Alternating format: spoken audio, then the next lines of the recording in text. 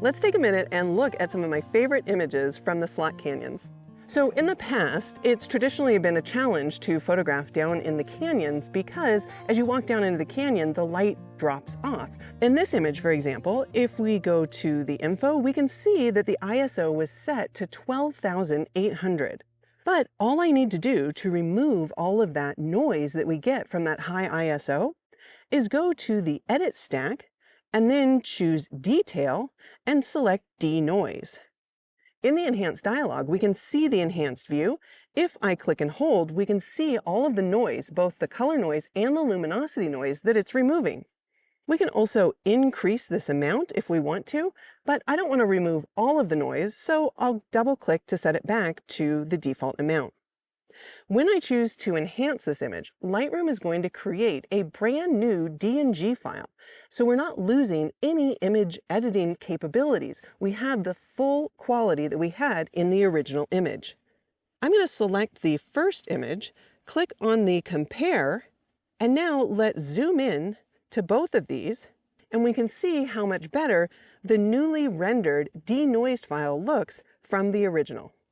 One of my favorite shots that I took while I was in the canyon included not only the canyon walls, but also a little bit of the sky. Now this can be challenging as well because of the dynamic range. So within the canyon, it's quite dark, but then the sky is very, very bright. And we were on an overcast day, so it's even lighter than usual.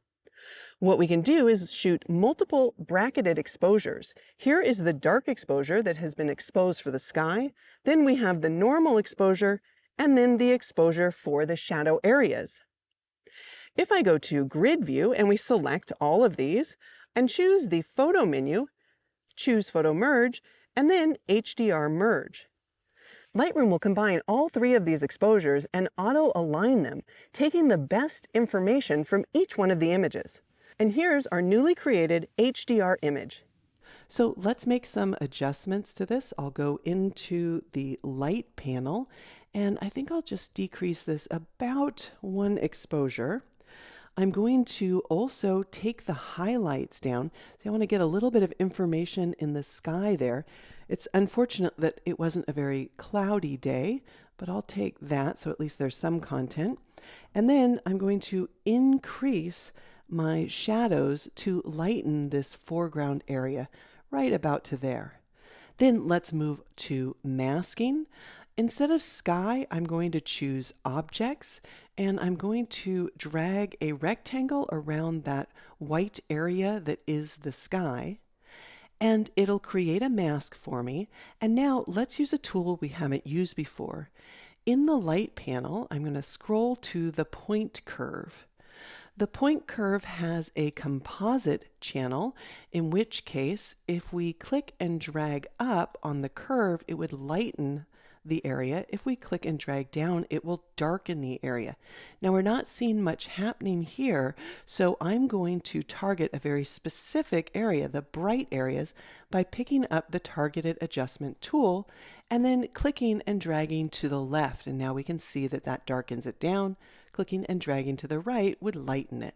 So I just want to make sure there's a little bit of grayscale value in there so that we can change the color. To change the color, we can select the individual channels. I'll choose the red channel to begin with, and then click and drag down to add a little bit of cyan to that area. Then we can move to the blue channel, and I'll click and drag up to add some blue. I can see that this area has also been changed, so a little too much was selected. So I'll use the subtract option, select my brush, get a little bit smaller of a brush, and we can just paint over this area in order to remove it. And I just tap the 0 key to give me 100% because my flow had been set down a little bit lower. All right, and we can just go around the edge here and make sure that we're not changing the canyon walls. All right, terrific. If I wanted to burn down some of the edges, we can add a secondary mask. I'll choose the brush, and then I'll change the flow, just lowering it a bit, and start in the upper left. I'm going to paint here for a little bit just to build up the flow, and then let's take down the exposure there, Then I'll go to the upper right and paint there. We can continue painting in the upper left, maybe just a little bit on the left side here, and a little bit larger of a brush, maybe just paint a little here as well. All right, let's toggle on and off the mask. So there's before and there's after. I think I'll return to the edit stack and go to color and just move this a little bit more towards blue. There we go. Now let's take a look at a few additional images. So I absolutely love the subtle color shifts that we were getting, especially in Peekaboo Canyon.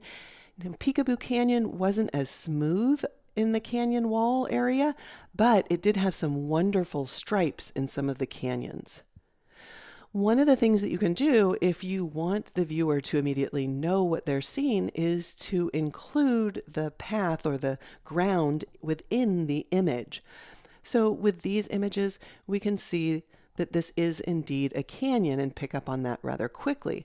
But if you want something a little bit more abstract, then you can just start tilting your camera up so that you lose that foreground to anchor the viewer. Now all of a sudden the images really just become about the color and the shapes in the canyons. So let's make a quick adjustment to this image. I'm going to add 2 masks. The first mask is going to be a linear gradient, and I'm going to drag down from the top and then just change the color balance slightly by moving the temperature over to the right. Now we've got a little bit more yellow in this top area, and I'm going to contrast that by creating another new mask. Again, a linear gradient, and then clicking and dragging up from the lower left and changing the color temperature of this a bit towards blue.